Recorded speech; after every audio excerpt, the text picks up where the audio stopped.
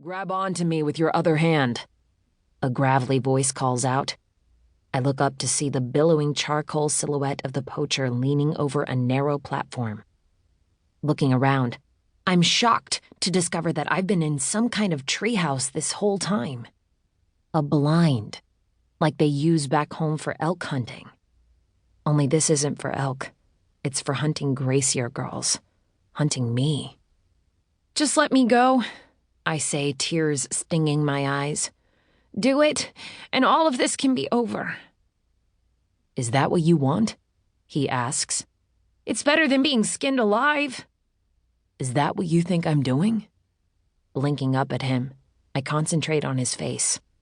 I'm expecting the same cold, inhuman gaze, but what I find confuses me.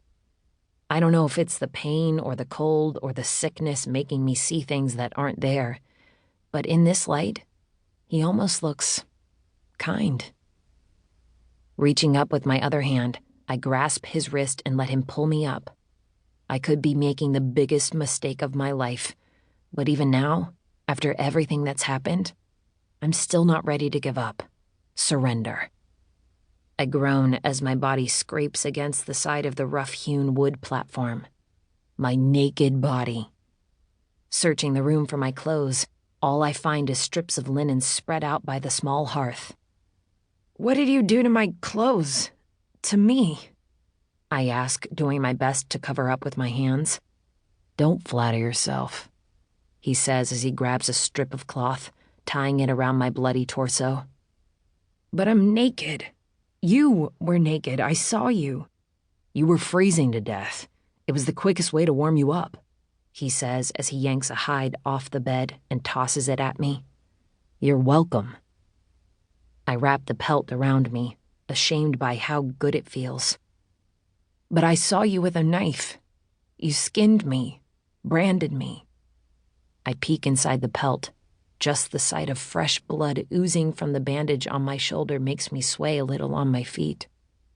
"I didn't brand you," he snaps. "I had to cauterize the wound, which you've probably ripped open again." He moves toward me. I back up against the wall, knocking over a pile of antlers. "Don't touch me," I whisper, my fingertips grazing a pointy edge. I'm ready to protect myself if need be, but he softens his tone. "May I?" he asks, taking a tentative step toward me, nodding toward my left arm. I don't like that I can't see his face. It's disconcerting, but maybe that's the whole point. The same way the veils dehumanize us, the shrouds do the same for them. One symbolizes pure innocence, the other, pure death. Letting the pelt slip from my shoulder, he reaches out to unwrap the bandage. His fingers feel like slivers of ice against my skin. I take in a hissing breath. "What's that smell?" I ask. I follow his gaze to the gaping flesh on my shoulder. I've seen enough stab wounds in my father's care to know this one is bad. The kind that even the strongest men have succumbed to. A wave of dizziness swells inside of me, making me waver. "Tierney, you should lie down. You're in no condition." "How do you know my name?" I stare up at him, but my vision is starting to blur. "Who are you?" He doesn't reply, but there's a sound, like something heavy and wet, slowly sizzling in a pan. A flash of movement catches my eye. I squint into my mangled flesh.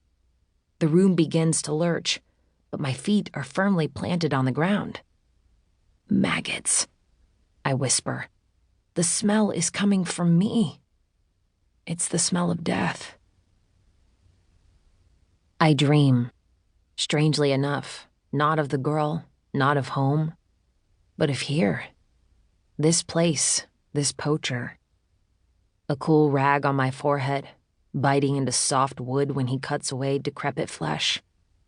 The woozy droplets of blood being wrung from a bandage into a worn copper bowl. The steady sound of a thick needle, in and out, out and in. Sometimes I think I see hazy light spilling through the cracks in the wood. Other times it's so dark that